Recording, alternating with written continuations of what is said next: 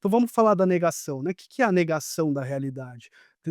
Muita gente afirma isso: "Ah, ele está em negação, ele está em negação". Negação do que exatamente, né, no caso dos vícios? O que exatamente a pessoa nega? O que que precisa ser admitido, né, porque ela está negando, o que que precisa ser admitido para de repente ela conseguir alcançar esse estado motivacional ali, para aceitar o tratamento. E tem esse consen o que que a pessoa nega, né, tem um consenso, a pessoa nega o descontrole, nega o vício, nega a dependência.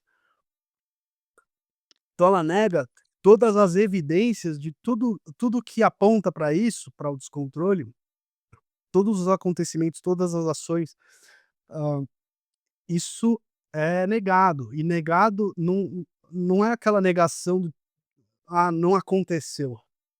Às vezes a negação ela se manifesta de uma outra forma, a gente distorce, a gente pode dizer assim: "Ah, aconteceu, mas não foi bem assim", sabe. "Aconteceu, mas não foi tão grave. Aconteceu, mas não foi culpa minha". Isso tudo é negação, eu posso negar minha responsabilidade, sabe. Eu posso, negar a extensão da do problema que eu causei, de repente, minimizando, né, minimização. Quando exatamente começa, né, então a negação? Ela começa quando o problema surge, quando a relação com a substância evolui e atravessa aquela linha que separa, né, o uso de baixo risco para um uso mais nocivo e que avança pra dependência. Que é quando a pessoa atravessa essa linha que as evidências de descontrole começam a surgir. E o primeiro proce o pro a primeira defesa, a primeira forma que o primeiro recurso, né, que a pessoa usa para negar esse descontrole, é o que a gente chama de racionalização. Eu racionalizo. Então eu olho para a realidade e distorço algumas coisas para justificar aquele episódio, para justificar aquele descontrole. Então, por exemplo, eu saí à noite, bebi, exagerei, bebi mais do que deveria, voltei, voltei dirigindo, então já tem aí, bebi mais do que deveria, mais do que geralmente bebo. Então já tem aí uma evidência de descontrole. Voltei dirigindo, né, já é uma outra evidência de descontrole, não costumo fazer isso.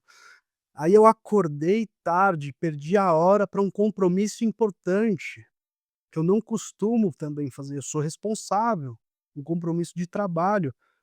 Ou seja, tem essas evidências aqui na realidade, tem, essas provas de que houve um descontrole, são provas de um descontrole meu, sabe, de um excesso meu. Aí o que que eu faço para conseguir preservar a minha autoimagem? O que que eu faço? Eu tento justificar essas minhas ações, sabe. "Ah, na verdade eu exagerei, mas porque eu estava muito estressado, porque a semana foi bem puxada do trabalho, porque, na semana passada eu já nem saí, sabe, nem saí, nem bebi, então eu por isso que teve o excesso". Então, bom, não é um descontrole, na verdade isso tá tudo em ordem. Eu poderia ter cometido esse excesso, então eu me convenço disso. "Ah, mas eu voltei dirigindo". "Ah, mas eu não estava tão, alterado assim, e também já era tarde, eu ia deixar meu carro aonde?". Aí eu começo a justificar. Eu perdi o horário, mas também, aquele compromisso lá do trabalho, das outras vezes que eu marquei lá com aquele cliente, ele vacilou, ele não foi, ele furou, então assim, eu tinha esse crédito, sabe, eu tinha esse crédito, tô nem tô e aí pronto, essas evidências aqui de descontrole, eu consigo não sou eu perdendo o controle, né, isso aqui é porque eu estava muito estressado, e aí eu, me excedi. Só que não, estava tudo sob controle, eu não estava tão alterado, e aí eu voltei dirigindo. Eu me convenço de que não é bem isso, sabe. Tá tudo em ordem, não tem motivo para ficar em alerta, né, porque quando você age de modo que viola as suas regras, né, de conduta, então pensa assim, você tem uma autoimagem, uma percepção de si mesmo. Então, imagina uma tela grande que é composta por várias telas pequenas, e cada ação sua é uma tela dessa pequena. Cada ação que você tem, cada decisão, cada iniciativa, é uma tela pequena, e que quando você olha para elas juntas, né, elas formam uma imagem de um todo, que é o seu eu, né, a sua autopercepção, é a sua autoimagem. E quando todas as ações, né, quando os frames, as pequenas partes dessa imagem, quando todas elas estão coerentes entre si, coerentes em concordância, de acordo com a sua estrutura de valores, de modo que a imagem completa também é consistente, né, com essa estrutura de valores e com cada uma dessas partes, o seu senso de coerência interna ele está preservado, a sua autoimagem está preservada. Só que quando você vai lá e comete um excesso, uma tela dessas, uma telinha dessas, é uma ação sua. Você voltou dirigindo, alcoolizado,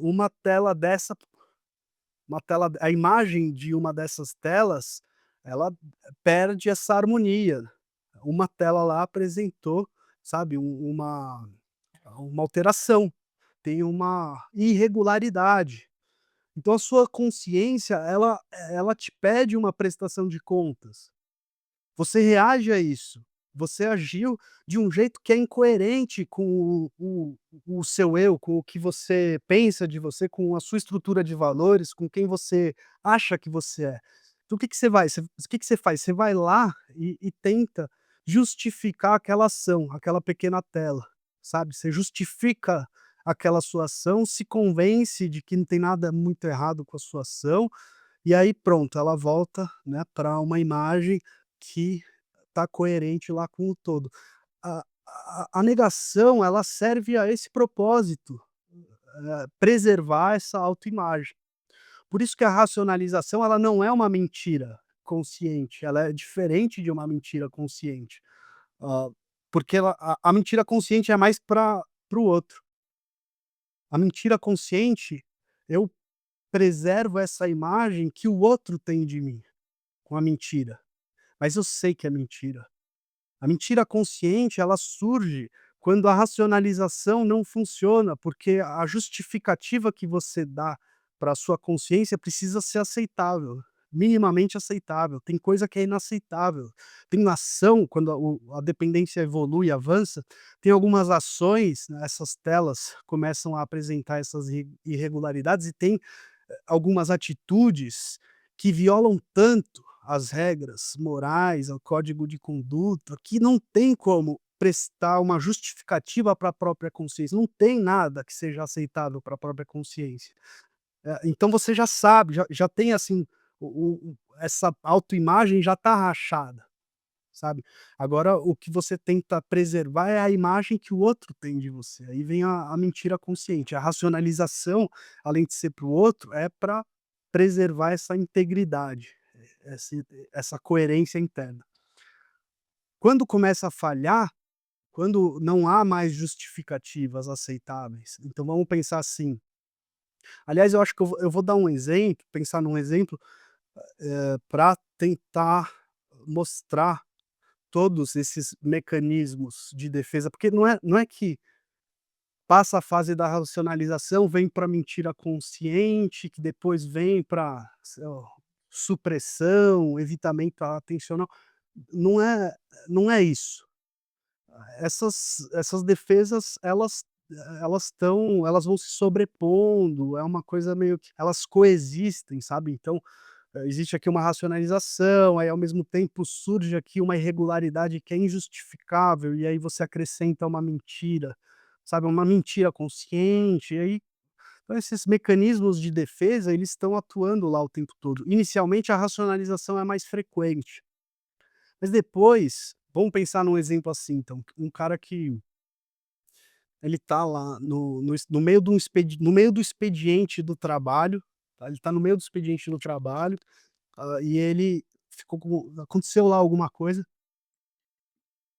teve um conflito no ambiente de trabalho, e ele tá tomado ali pela frustração, pela raiva, e aquele alerta, né, gatilho, vontade de usar.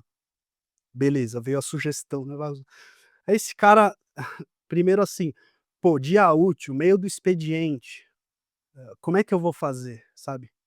Como é que eu vou sair daqui? Como é que eu explico isso para minha própria consciência? Eu estaria sendo irresponsável, ou seja, eu estaria agindo contra essa, integridade, contra essa coerência interna.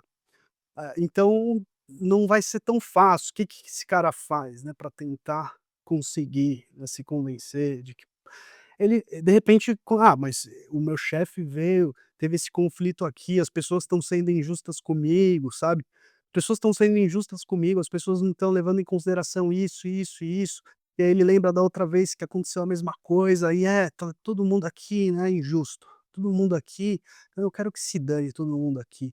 Então, não tem nada de muito errado em sair no meio do expediente, sabe, no meio, de um dia útil. "Ah, mas como é que eu vou explicar isso lá em casa, né? Como é que eu vou explicar isso lá em casa? Ah, mas também, se for ver, minha mulher fica brigando lá comigo, minha mulher outro dia, arrumou uma encrenca, desde aquele dia lá a coisa tá estranha, a gente tá sem se falar, aquele negócio de ficar em silêncio. Então também, ó, não tem nada de muito errado em sair no meio da semana". A racionalização, sabe, racionalização. Não sou eu que estou descontrolado em relação ao meu impulso de usar, não é isso, é que o meu trabalho aqui não vai bem, sabe, o meu chefe é injusto, lá em casa a minha mulher tá em silêncio, me trata mal, não so então, eu vou sair, eu posso, não sou eu violando minhas regras, então uma racionalização, né, um jeito de preservar, esse senso de coerência interna. Beleza, aí esse cara vai lá e começa a usar, e aí de repente, sei lá, acaba o dinheiro, e aí acaba o dinheiro, mas ele tinha lá o dinheiro do filho dele, que o filho dele estava juntando, e para comprar um videogame, sabe, do dinheiro que ganhou de aniversário, e o filho estava juntando, esse cara estava com esse dinheiro. Inevitável, fissura, foi lá e usou o dinheiro do filho para continuar consumindo. Beleza.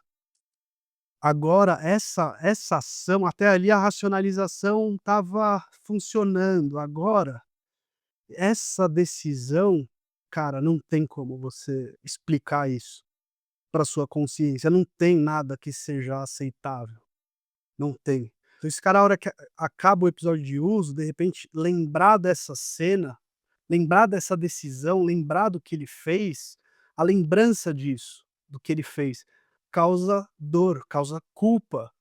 Muita culpa, vergonha. Lembrar disso causa vergonha, culpa. Aí vem a supressão, a gente fecha até o olho, sabe, para não lembrar. "Não, não quero pensar nisso, não quero pensar nisso".